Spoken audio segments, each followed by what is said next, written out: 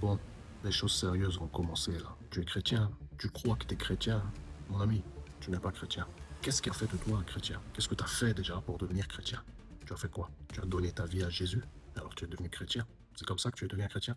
Quelle vie tu as donnée à Jésus-Christ? Éphésiens 2 au premier verset. Qu'est-ce qu'il est dit là-bas? Vous étiez morts par vos péchés et vos offenses. Tu es mort. Quelle vie tu vas donner à Jésus-Christ? Qu'est-ce qu'il va faire de ta vie? T'as pas encore compris que c'est Jésus-Christ qui a donné sa vie pour nous? Jean 10 au verset 11. Je suis le bon berger donne sa vie pour ses brebis. Montre-moi dans les Écritures qui a donné sa vie à Jésus-Christ. Tu ne trouveras personne, parce que c'est lui qui a donné sa vie pour ses enfants.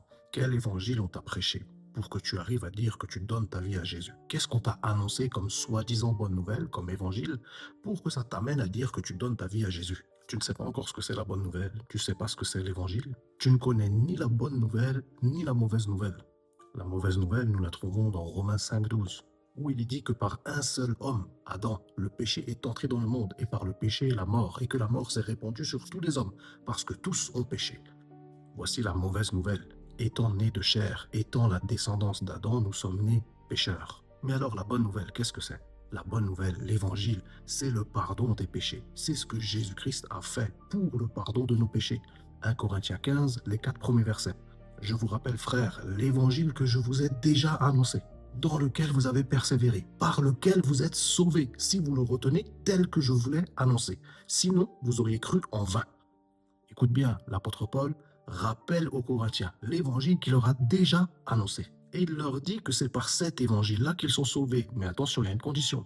À condition qu'ils le retiennent tel quel, pas autrement. Alors faisons très attention. Qu'est-ce que c'est cet évangile que Paul a annoncé aux Corinthiens et par lequel ils sont sauvés? Il leur dit qu'il leur a tout d'abord annoncé que Jésus-Christ est mort pour le pardon de nos péchés selon les Écritures, qu'il a été enseveli et qu'il est ressuscité le troisième jour selon les Écritures.